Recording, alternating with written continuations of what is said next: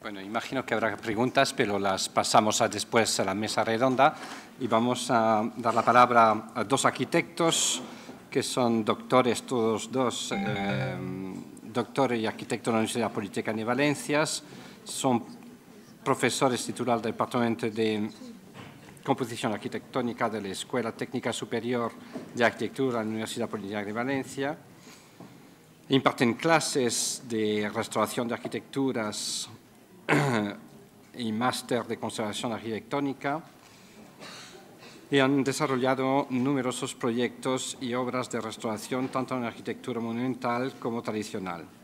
Y nos van a acercar al tema de la manualidad y los saber hacer de los albañiles profesionales de los yesos.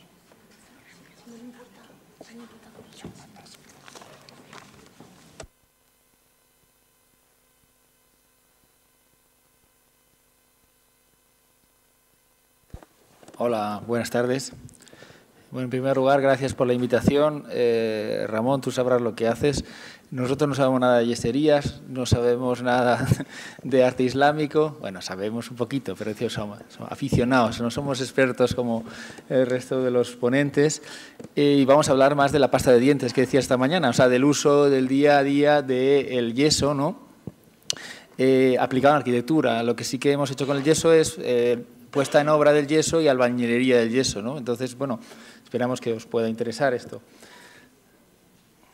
Bien, el yeso, sabéis que se usa desde muy antiguo, tenemos incluso restos de yeso en la ciudad más antigua hasta ahora encontrada en Turquía, en Çatalhöyük, aplicado allí, pero bueno, podríamos hablar de ejemplos en Mesopotamia, podríamos hablar de ejemplos en Egipto, podríamos hablar en Creta, en Grecia, en Roma, etcétera.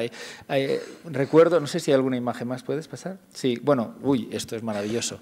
Antes de pasar a esto, recuerdo haber visitado la pirámide de Keops hace tiempo y habernos escapado así de la vista de los policías y subir unos escalones y asomarse un poco y ver que estaba llena de yeso. Decías, pero si este es el yeso que trabajamos nosotros en casa, el mismo yeso, ¿no? Y es que efectivamente las pirámides, o por lo menos la de Keops, luego al final algo de documentación hay, pero hay muchísimo que investigar, pues hacían los sillares externos, los esculpían perfectamente, pero dentro lo que hay son bolos, mampuestos muy grandes y hay un relleno de yeso masivo, pues muy parecido al que encontramos en casa, así de... bueno, esto que veis aquí es maravilloso, está al lado de Rusafa, que es lo que han hablado estos compañeros alemanes, es la próxima estación, digamos, de la ruta de la seda, solo que está en las orillas del Éufrates. Hemos estado trabajando 5 años allí, es una ciudad fundada por Zenobia, la mítica reina de Palmira, aunque luego rebautizada como Jalavilla. En el fondo, la ciudad que vemos actualmente fue construida por Justiniano. Procopio redacta, digamos, todo el proceso de la construcción y lo describe en su día. Además, el arquitecto es un famoso pariente de Camila, es Isidoro de Mileto, el sobrino. Luego estaba el tío que era Isidoro de Mileto, que fue el que hizo la cúpula de Santa Sofía. Luego Tales de Mileto y vamos, estoy encantado de tenerla como compañera por el caché que tiene familiar. Bueno, lo que tiene importancia esta ciudad es que está hecha de yeso, o sea, los sillares son aljez. El mortero de agarre, o sea, el mortero de asiento de los sillares es yeso. Los enlucidos son de yeso. Todas las bóvedas, unas bóvedas bizantinas maravillosas, son bóvedas de ladrillo cogidas con yeso. El yeso era lo que tenían. Lo único que han bajado por el Éufrates han sido los ladrillos, porque allí casi arcilla no hay. Entonces traían los ladrillos, los bajaban de... Y bueno, es increíble. O sea, esto es una ciudad que os debo recomendar porque sale en pocas guías. Rusafa es maravillosa, estas son 30 kilómetros más y lo veis. Y bueno, vamos a publicar, está ya entregado el libro, el año que viene creo, sale un libro de 700 páginas sobre esta ciudad, estudiando el yeso que se encuentra pues, también en los túmulos funerarios, en los cenobios, de ahí viene, digamos, la palabra cenobia, cenobio, ¿no? Están hechos completamente de yeso masivo, de yeso en masa, encofrado, que se conservan 1500 años, y entonces que me digan yo si el yeso aguanta o no aguanta, 1500 años. Bien, este es el proceso del yeso que hemos estudiado, digamos, a nivel local, a nivel vernáculo. Los dibujos son de un compañero, se llama Guillermo Guimarães. Realmente lo que se extraía, digamos, en la zona de Valencia, el interior de Valencia, Teruel, Aragón, se extraía con cuñas, se extraía con palancas, con piquetas.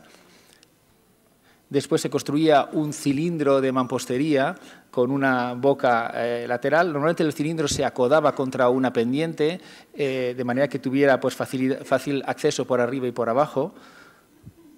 Después se enlucía por dentro el horno con arcilla para que no tuviera escapes de calor. Ahí veis algunos cilindros de estos hornos de yeso, dos ejemplos, contra la pendiente y otro en plano. Luego se construía una primera bóveda, normalmente una bóveda falsa, con las piedras de Algés para alojar lo que iba a ser la zona de combustión. Después se rellenaba hasta arriba con otras piedras de Algés, se echaban los restos. Se cerraba, digamos, el frente principal dejando una boquera para el fuego, se enlucía también ese frente principal para que no escapara el fuego y después pues, se alimentaba el fuego durante 24 horas, normalmente a caballo de 2 días, porque con la noche uno podía controlar mejor las llamas del fuego. Y además era casi un ritual, porque la gente, al final, en 24 horas de fuego, la gente se traía las patatas y hacían como una especie de fiesta al tiempo que acompañaban a la persona que se dedicaba a alimentar el fuego, que es un método, si queréis, un poco rudimentario, pero que tenía su ciencia, porque sabían dónde había que alimentarlo, cómo, y se fijaban mucho en la parte superior para ver si efectivamente había zonas cocidas, no cocidas. Entonces iban distribuyendo y conforme se cocían zonas, a lo mejor echaban tierra o arcilla para desviar las llamas hacia otros lugares, ¿no? Después, cuando se acababa de cocer, se cubría con arcilla, se dejaba secar unos 10 días, luego se abría y se extendía delante del horno, se extendía en la era del yeso y con un rulo troncocónico. ¿Puedes echar para atrás? ¿Sí? Ahí lo veis. Con un rulo troncocónico y un macho, pues se molía el yeso y luego se cribaba y se utilizaba. Los yeseros sabían perfectamente si se habían pasado de yeso, tenían que a lo mejor molerlo más, no de yeso, si se habían pasado de fuego lo molían un poco más, o sea, tenían su historia, incluso si era un yeso que iban a utilizar para forjados, entonces lo sobrecocían, hacían más anhidrita, que era un poco más insoluble, y entonces al final el forjado pues, aguanta mejor.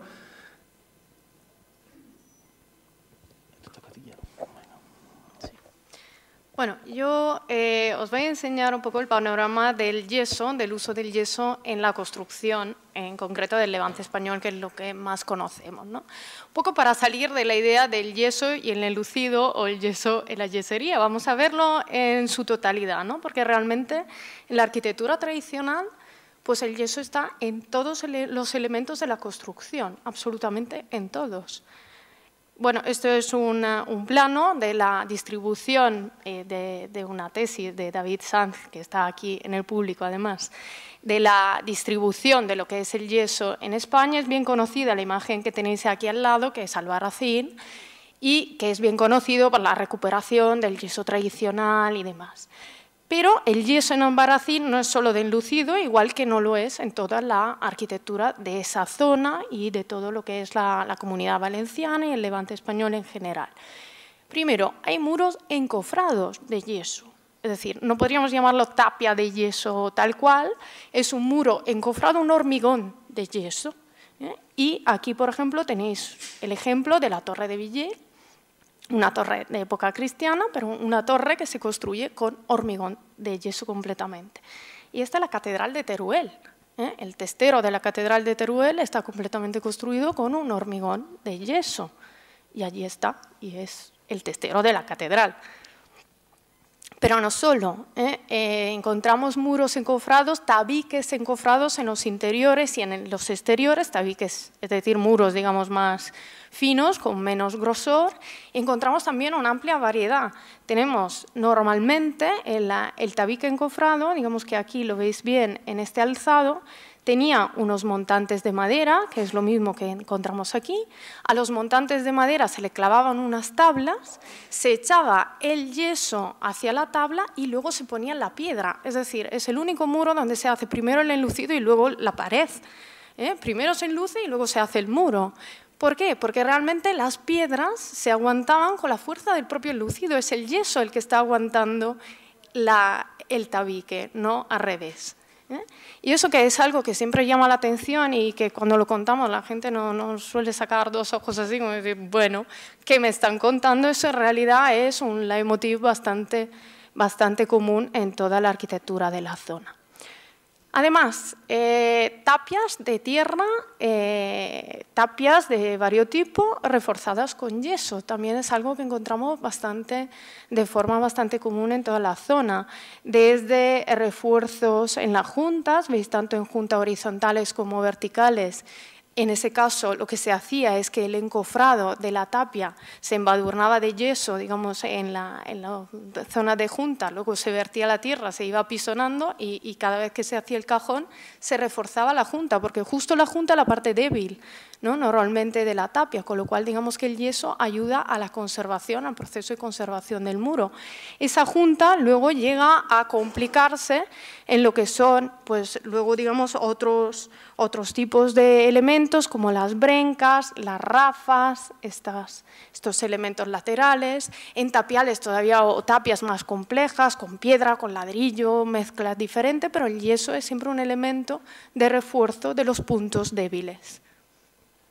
Ya quería comentar, la imagen que veis a la derecha de arriba es la casa de un cura, es la única, las casas de los curas en la zona son las únicas donde se usaba cal, que costaba 5 veces más leña que el yeso, o sea, la cal costaba más hacer, entonces era prácticamente los únicos que se lo podían permitir. Pero lo curioso es que ese muro que veis allí, el muro es un muro de tapia con tierra y cal, que está reforzado con yeso, o sea, el protagonismo estructural se le da al yeso, la cal es otra cosa, ¿no? O sea, pero que realmente el yeso es lo que manda, ¿no? Como diciendo, no, acá no me fío, lo que me fío es del yeso que me va a dar fuerza, ¿no? Y lo que suele sorprender más, pilares estructurales de yeso. La estructura está hecha con pilares de yeso. Entonces, normalmente cuando nosotros vamos por allí y contamos que los pilares son de yeso, si además lo decimos en inglés, suelen pensar que no sabemos traducirlo bien. No dice, bueno, eso es de cal y os habéis equivocado de la palabra. No, es que es yeso de verdad.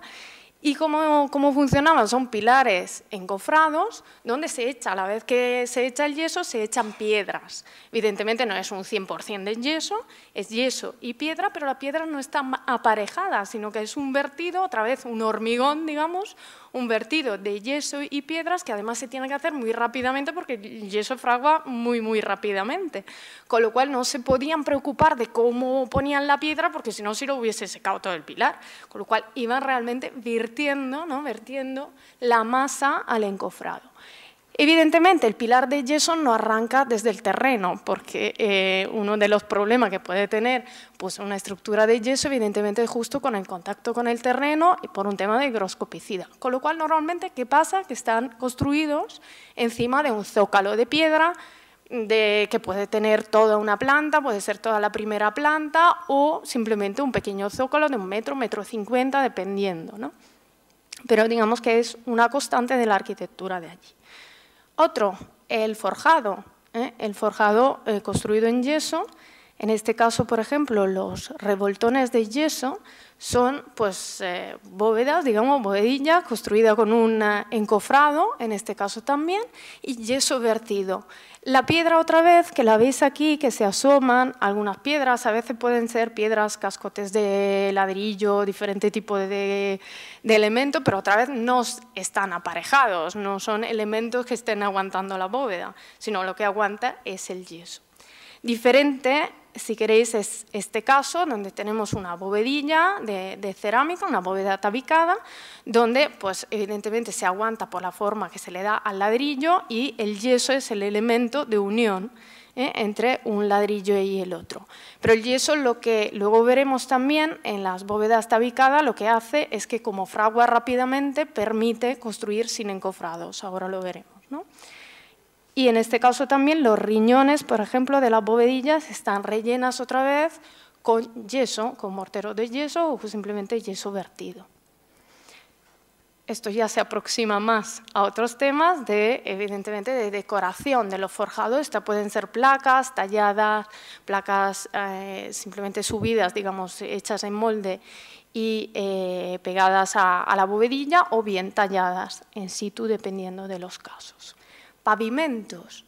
Estamos hablando de arquitectura tradicional pobre, en la mayoría de los casos, donde el propio forjado es también el pavimento, con lo cual el propio yeso que se le echa encima de la estructura del forjado se alisa para que sea el pavimento de la casa. Normalmente se trataba así con aceites, con algún tipo de digamos, aditivo, pero era el propio pavimento, como veis aquí. Este es un pavimento de una casa. Encubiertas. Encubierta en el Levante español en concreto no tenemos, digamos, este tipo de costumbre, pero sí que es algo que, por ejemplo, en Granada, y bien tenéis pues, una cubierta bien reconocible, aquí, digamos, vecina, y en este caso, evidentemente, la madera está cubierta con un renchido de yeso. Que sea el original, que sea posterior y demás, poco importa. Digamos que se utiliza, por lo menos por lo que a nosotros nos compite, digamos, se utiliza por su gran compatibilidad con la madera. Tiene una enorme compatibilidad a nivel de higroscopicidad con la madera, por lo que sirve de elemento de protección de la propia madera. Escaleras, y en esto digamos que nos aproximamos también al tema de la bóveda tabicada, donde pues, las escaleras se hacen con una simple bóveda tabicada y luego escalones por encima, o la propia bóveda, que desde la Edad Media está documentada en Valencia. Evidentemente aquí no es una bóveda de yeso, pero el yeso es un elemento muy importante. La bóveda tabicada es una bóveda que se hace sin encofrado porque se utiliza el yeso. La bóveda se aguanta por la forma que se le da a la bóveda por el propio ladrillo, con lo cual digamos que es la forma la que está aguantando la bóveda, pero el ladrillo permite que el yeso permite que con un fraguado tan rápido, luego veremos un vídeo que lo explica mejor, permite construir la bóveda sin necesidad de andamiaje, de encofrados, de elementos añadidos, con lo cual evidentemente es una ventaja enorme de este tipo de construcción. Enlucidos. La arquitectura tradicional de toda la zona, digamos, de Aragón, el Rincón de Ademuz, Maestrazgo y demás, el enlucido de arquitectura tradicional es también en yeso, pero no solo. Nosotros hemos estado analizando más de 50 muestras en Valencia de enlucidos de edificios de la ciudad de Valencia, que todo el mundo siempre ha dicho, eso es un mortero de cal, y de mortero de cal no hemos encontrado ni uno. Es todo absolutamente yeso. Entonces, todas las capas eran de yeso, el acabado es de yeso, es yeso. Lo que pasa es que, claro, una tradición constructiva con pues, un yeso tratado que se va aplanando capita a capita, se va cerrando, digamos, los poros simplemente aplanándolo, o sea, con un tratamiento de forma que pueda perfectamente aguantar al exterior. Más, todo lo que son espacios interiores, mobiliario, evidentemente el yeso con esa gran plasticidad da una gran posibilidad para todo lo que son elementos, atrojes, alacenas y demás. Y luego, evidentemente, como material auxiliar, pues esto, por ejemplo, es un tabique de interior, no es un tabique histórico, evidentemente, es nuevo, pero para que tengáis una idea, realmente cuando se hacen este tipo de tabiques, que se hacen con un ladrillo muy finito y en la arquitectura valenciana son muy comunes, son tabiquillos del 4, esos tabiques de 4 centímetros, los albañiles suelen hacerlo con yeso vivo, porque dicen, bueno, si tienen yeso vivo no hay problema, porque es el yeso que aguanta el propio tabique, es todo un conjunto. De forma que el yeso sirve como elemento estructural para aguantar el propio tabique. Sí, me estoy acordando del tabique que estaba mostrando. Era un tabique de 4 centímetros de espesor, absolutamente fuera de regla, o sea, no está permitido actualmente, y subía 3,5 metros. Pero nos interesaba porque había una carpintería que tenía justo 6 centímetros, lo correcto es que tuviera ese ancho. Y entonces, bueno, le preguntamos al albañil, que era una persona de edad, que de oficio, dices, ¿qué te atreves? ¿No? Porque 3,5 metros, 4 centímetros, y dice, si es yeso, sí, con cemento no. O sea, lo dijo bien claro, ¿no? Y entonces nosotros ya, que sospechábamos que era un buen albañil, y dijimos, este albañil es bueno de verdad, ¿no? Bien, eso nos ha pasado, muchas anécdotas también nos han pasado. Al final, bueno, poco a poco vamos a ir viendo que al final el yeso tiene sus propiedades, pero ojo, hay que saber siempre qué es lo que está uno manejando. Es decir, y históricamente o tradicionalmente no solo el material, sino hay que saber ponerlo en obra. La puesta en obra es importante. Entonces, si uno pretende poner en obra el yeso de la misma manera que el cemento o siguiendo las normas UNE o DIN que no sirven para nada si uno no sabe cómo manejarlas, pues entonces va a fracasar. Es como cuando uno intenta hacer un enlucido de cal y de repente le dice al albañil, es que la cal no aguanta. Dice, no, es que la cal como la pones tú no aguanta nada, porque al final no es lo mismo hacer un enlucido de cal que hacer un enlucido de cemento, que el cemento es tan gentil que te aguanta, aunque sea escupiéndolo con la pared, ya se aguanta solo, pero no, así no funciona con la cal o el yeso, ¿no? Bien, bueno, pues lo más lógico cuando uno tiene una arquitectura que está hecha de yeso, que donde el yeso es ubicuo, digamos, por un tema de compatibilidad, no solo filosófica o de criterios, sino también física, química y desde todos los puntos de vista, es usarlo, el yeso, para la restauración. Entonces, vamos a ver varios ejemplos de uso del yeso en la restauración. Bueno, aquí veis una capa de compresión de yeso y cañizo que no hemos patentado, pero que deberíamos patentar un día de estos. Esto ha sido poner en crisis las famosas capas de compresión de cemento, de mortero de cemento o de hormigón, que suelen ser un desastre completo para los forjados. Lo que pasa es que son bastante cómodas para el arquitecto, porque uno echa la capa de compresión y antes de 5 o 10 años no suele pasar nada, así que ya nadie se acuerda de el arquitecto ya se ha alargado. ¿Qué pasa cuando yo echo una capa de compresión de hormigón? El hormigón necesita agua y además necesita curarse, necesita más agua. El agua, la mitad se va al yeso. ¿Qué pasa con el yeso cuando le echas agua? Mal rollo. ¿Qué pasa la otra mitad que se va a la madera? Que atrae a los bichos. Es decir, a largo plazo es la cosa peor que podemos hacer, porque bueno, también aquí hay gente mucho más ilustrada que nosotros que sabe que si metes un sulfato del yeso con cemento, pues puede haber una cosa que se llama taumasita o etringita, que son compuestos disruptivos que te pueden reventar el forjado y además ni enterarte, ¿no? O el mismo pH del hormigón, del cemento, que afecta a la propia celulosa de la madera, o la misma excesiva rigidez del hormigón, que no tiene nada que ver con la rigidez de la madera o del yeso, que por cierto tienen el mismo módulo de elasticidad de Young, es decir, que son compatibles, digamos que hablan el mismo idioma estructural, son igual de flexibles, la madera y el yeso absorben humedad y la sueltan con facilidad, o sea, se entienden de maravilla. Esto lo sabían los árabes, y por eso lo usaban, se entienden muy bien, ¿no? Bueno, entonces, buscando esa compatibilidad, dijimos, ¿por qué no reforzamos un forjado de yeso con yeso? Si es lo suyo.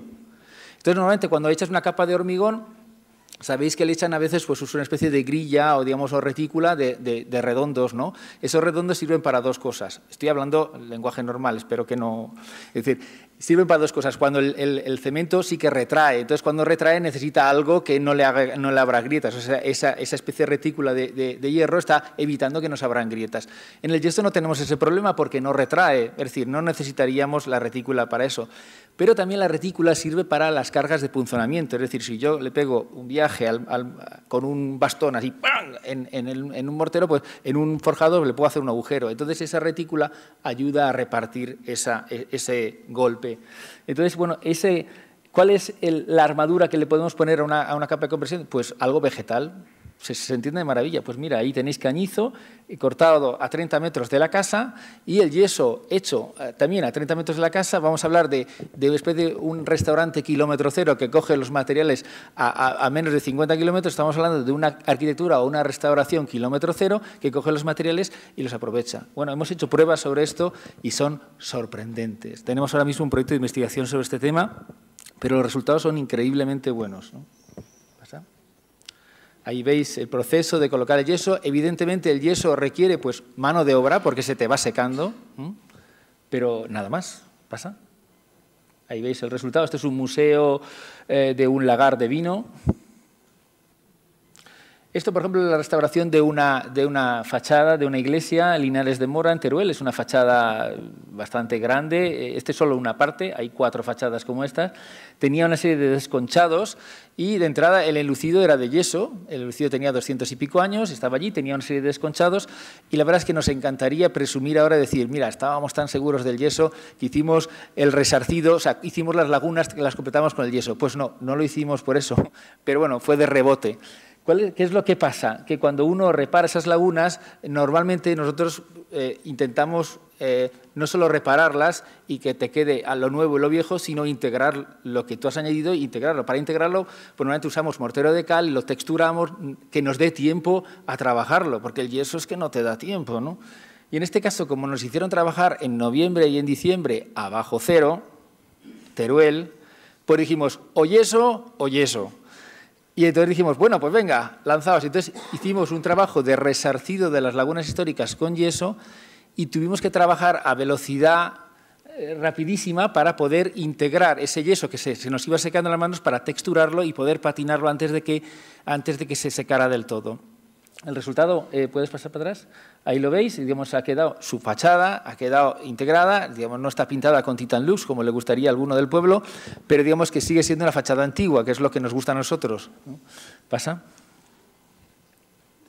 5 minutos, vale.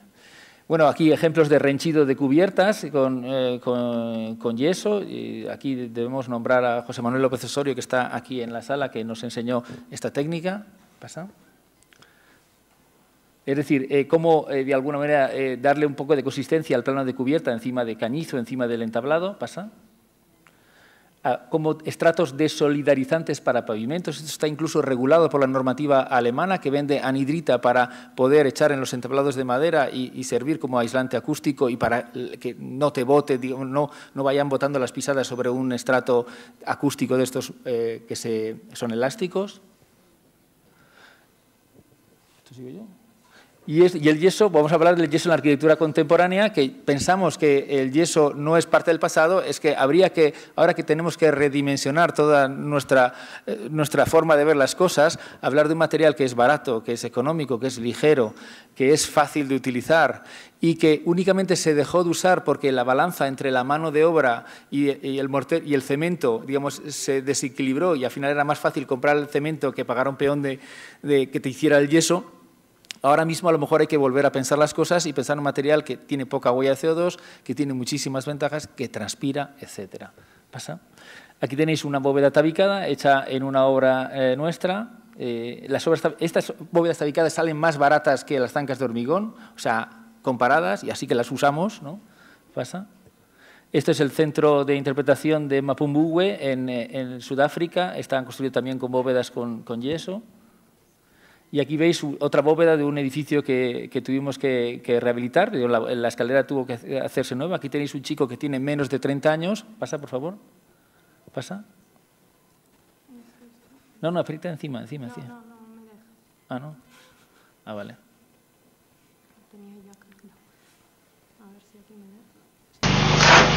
Y aquí veis pues, el proceso directo de construcción de una bóveda tabicada, que es la cosa más estúpida de este mundo. Esto se hizo, yo me acuerdo que el jueves teníamos un problema en la obra, dijimos, llamamos a decir, oye, que necesitamos una escalera, un caracol de Mallorca, o sea, una escalera en espiral, y dice, vale, el lunes estoy allí, el lunes por la mañana se plantó, y a las 2 de la tarde teníamos una escalera, un caracol de Mallorca por 300 euros. No está mal, me lo haría en casa, vamos, es que es bonito de tener una escalera así en espiral. Y ya veis, esta técnica está documentada en 1370 en Valencia. Es justo Pedro IV, que lo nombraba esta mañana, que escribe a sus alarifes de Zaragoza y de Barcelona y le dice, por favor, venid a Valencia, que hay un tío que hace maravillas con... O sea, y la describe, hay un documento que lo describe, parece que hay precedentes islámicos, pero lo más maravilloso de esta técnica medieval, 1370, es que en el año 2012 los contratos de obra todavía los ganan en buena lid, comparado con las zancas de hormigón. O sea, si haces 100 adosados, que ahora ya no los hace nadie, pero hace 3 años se hacían 10 100 adosados, este chico se presentaba y ganaba porque los hacía más baratos. Y se sigue utilizando una técnica medieval viva, ¿no? ¿Pasa? Sí, seguimos. Venga, ya solo queda. Bueno, Fernando ya os ha comentado que hemos hecho algunas pruebas de laboratorio por un tema ya de, digamos, resistencia a compresión y a flexión del yeso. El tema es cómo mezclamos el yeso con el agua. O sea, evidentemente, si lo hacemos según la normativa 1.1, ese yeso no sirve para nada. Pero si echamos muchísima menos agua y conseguimos tener un buen compromiso entre la trabajabilidad del yeso, porque algo lo tengo que poder trabajar, Y la resistencia podemos llegar a valores altísimos, o sea, podemos tener hasta 300 kilos por centímetro cuadrado, que es una barbaridad a nivel de compresión, es muchísimo. Si pensamos que con 150, 200 sería suficiente, es decir, podemos alcanzar valores más altos que el propio cemento. Con lo cual, no tiene problemas a nivel estructural, a nivel de compresión. Es un material perfectamente compatible a nivel estructural. Bueno, no nos alargamos más, simplemente pensamos que realmente es un material válido que sigue valiendo, no solo en la historia, sino que es un material que realmente nos puede servir, ¿no? Y que tiene un potencial por explotar absolutamente.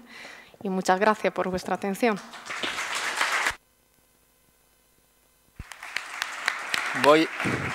Como habéis dicho páginas web, voy a decir una página web. Si queréis, por ejemplo, el artículo este de la resistencia del yeso, tenemos 3 o 4 artículos sobre yeso colgados ahí en la página web. Si ponéis Fernando Vegas en Google, sale un terrorista colombiano, así que no lo intentéis. Poner Camila Mileto y tenéis una página, ya tiene ahí colgados todos los PDFs y podéis descolgaros PDFs que hablan sobre el yeso y las experiencias que hemos hecho en el laboratorio. Gracias.